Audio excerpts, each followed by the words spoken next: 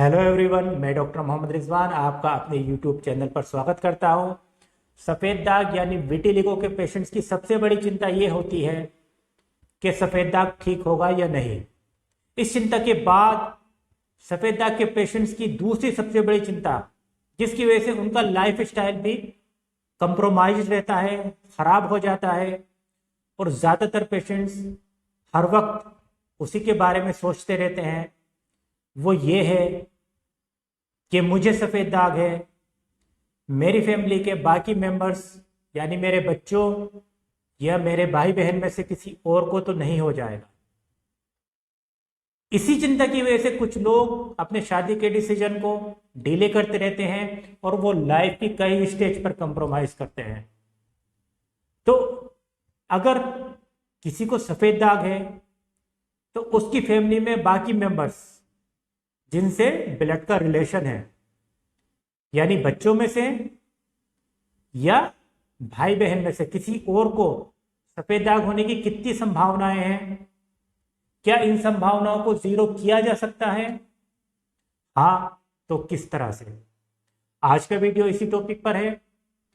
Video शुरू करने से पहले एक अपील कि अगर अभी तक आपने चैनल को सब्सक्राइब नहीं किया है तो चैनल को सब्सक्राइब कर लें, साथ ही साथ बेल के आइकन को भी दबा दें। नॉर्मल लोगों में यानी जिनकी फैमिली में किसी को भी सफेद दाग नहीं है, उनमें सफेद दाग होने की संभावनाएं 1% रहती है, यानी 100 में से किसी एक इंसान को सफेद दाग हो सकता है। जिनमें पीछे से किसी को सफेद दाग है, फादर, मदर, दादा, दादी या भाई बहन में से किसी को सफेद दाग है, तो उनको सफेद दाग होने की संभावनाएं थोड़ी ज्यादा होती है।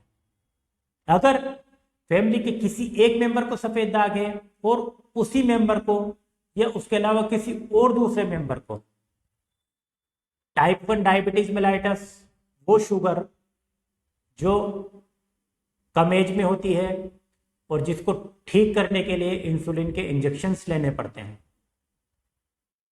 रूमेटॉइड आर्थराइटिस, गठिया, थायराइड की बीमारी, सोराइसिस या एलोपेशिया, बाल गिरने की बीमारी जिसमें बाल किसी पेच की शक्ल में गिरते हैं। अगर सफेद दाग होने के साथ साथ इनमें से भी कोई बीमारी है तो सफेद दाग होने की संभावनाएं और ज्यादा बढ़ जाती हैं। मगर चिंता करने की जरूरत नहीं है, एक बहुत ही आसान उपाय है जिसको यूज करके इन संभावनाओं को जीरो किया जा सकता है। तो सफेद दाग ऑटो इम्यूनिटी की वजह से होता है, यानी स्किन में रंग बनाने वाली सेल्स ऑटो इम्यूनिटी की वजह से मरने लगती है। जिस जगह पर सेल मरती है वहां पर स्किन सफेद हो जाती है। वो लोग जिनको सफेद दाग नहीं है मगर फैमिली में किसी मेंबर को सफेद दाग है, उनका जेनेटिक कॉन्स्टिट्यूशन बाकी फैमिली मेंबर्स के जैसा ही है, यानी उनमें सफेद दाग का जीन तो है मगर वो एक्सप्रेस नहीं हुआ है, यानी ऑटो इम्यूनिटी डेवलप नहीं हुई है। ऑटो इम्यूनिटी डेवलप होने के चांसेस बाकी नॉर्मल लोगों के मुकाबले थोड़े ज्यादा है, मगर इन चांसेस को, ऑटो इम्यूनिटी को ट्रिगर करने वाले फैक्टर्स को शांत करके, अवॉइड करके जीरो किया जा सकता है। तो ऑटो इम्यूनिटी हमेशा किसी न किसी फैक्टर की वजह से डेवलप होती है, यह सफेद दाग का जो जीन है वो किसी न किसी फैक्टर की वजह से एक्सप्रेस होता है। यही वजह है कि फैमिली के किसी एक मेंबर को तो सफेद दाग होता है, दूसरे मेंबर को सफेद दाग नहीं होता है। तो ऑटो इम्यूनिटी को ट्रिगर करने वाला या सफेद दाग के जीन को एक्सप्रेस करने वाला सबसे कॉमन फैक्टर होता है ऑक्सीडेटिव स्ट्रेस। ये ऑक्सीडेटिव स्ट्रेस बॉडी में या तो जंक फूड, फास्ट फूड खाने से आती है, बार बार बीमार होने से और बीमारी के लिए बार बार दवाएं लेने से, बुखार की दवाएं लेने से, दर्द की दवाएं लेने से या एंटीबायोटिक लेने से डेवलप होती है। हम इस ऑक्सीडेटिव स्ट्रेस को कंट्रोल में रखने के लिए बार बार बीमारी होने से बचाने के लिए और ऑटोइम्यूनिटी को सप्रेस रखने के लिए इम्यूनोमोडुलेटरी दवाएं देते हैं। ये दवाएं साल में 2 बार 15-15 दिन के लिए दी जाती हैं। इन दवाओं के लेने से इम्यूनिटी भी बढ़ती है और ऑटोइम्यूनिटी डेवलप होने के चांसेस भी कम हो जाते हैं।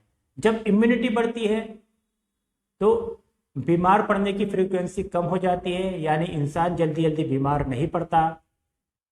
जब जल्दी जल्दी बीमार नहीं पड़ता तो उसको दवाएं भी कम लेनी पड़ती हैं। दोनों ही वजह से ऑक्सीडेटिव स्ट्रेस कम हो जाती है। ये दवाएं हर्बल हैं और इनमें ज़्यादातर दवाएं ऐसी होती हैं जो ऑक्सीडेटिव स्ट्रेस को कम करती हैं, यानी जो ऑक्सीडेटिव स्ट्रेस किसी और वजह से, खाने पीने की गड़बड़ी की वजह से या कभी कभार दवाई लेने की वजह से बॉडी में डेवलप हो गई है, उस ऑक्सीडेटिव स्ट्रेस को कम करती है। तो साल में 2 बार, बरसात की शुरुआत में 15 जून से 30 जून तक और फरवरी के आखिर में 2 बार खमीरा मरवरीद और माजून फिलास्फा, दोनों ही हर्बल दवाएं हैं। मेडिकल स्टोर पर, आयुर्वेदिक और यूनानी स्टोर्स पर और ऑनलाइन साइट्स पर आसानी से मिल जाती है। इन दोनों दवाओं में से खमीरा मरवरीद को सुबह खाली पेट और माजून फिलास्फा को रात में सोते वक्त लेना चाहिए। 14 साल या उससे ज़्यादा उम्र के लोगों को 5 ग्राम या 1 चमचा, 14 साल से 5 साल के बच्चे को आधा चमचा और 5 साल से 2 साल के बच्चे को 1/4 चमचा पानी के साथ देना चाहिए। ऑटोइम्यूनिटी को ट्रिगर करने वाला दूसरा फैक्टर वर्म इन्फेस्टेशन, पेट के कीड़े होते हैं और बच्चों में पेट के कीड़े बहुत कॉमन हैं, बरसात के मौसम में ज़्यादा होते हैं। बच्चों को पेट के कीड़ों से बचाने के लिए उनको साफ सफाई का पाठ पढ़ाना चाहिए। खाने से पहले हाथों को अच्छी तरह से साबुन से धो लें। सलाद और फ्रूट को अच्छे से धो करके और छील कर इस्तेमाल कराएं। बाहर खाने पीने को अवॉइड करना चाहिए क्योंकि बरसात में वर्म इन्फेस्टेशन होने के चांसेस ज़्यादा होते हैं।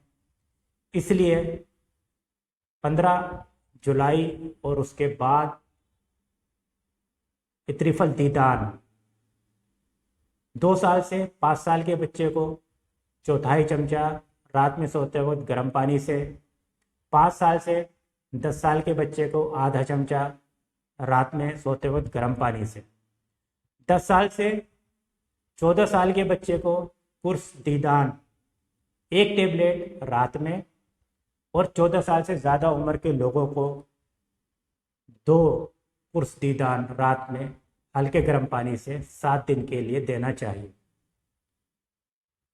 ऑटोइम्यूनिटी को ट्रिगर करने वाला तीसरा फैक्टर डाइट से रिलेटेड है। कुछ ऐसे फूड्स होते हैं जो अपोजिट नेचर के होते हैं, जिनको यूज करने से सफ़ेद दाग का जीन एक्सप्रेस हो जाता है, ऑटोइम्यूनिटी डेवलप हो जाती है।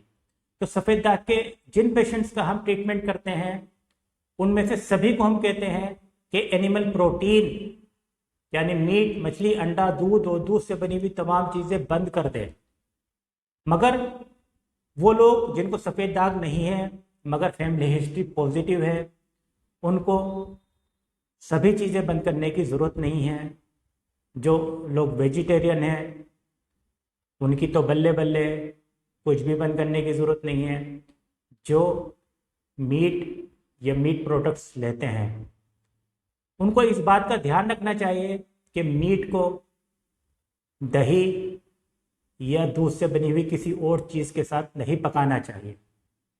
खाते वक्त भी मीट के साथ दूध और दूध से बनी हुई चीज़ें जैसे दही, रायता और खीर का इस्तेमाल नहीं करना चाहिए।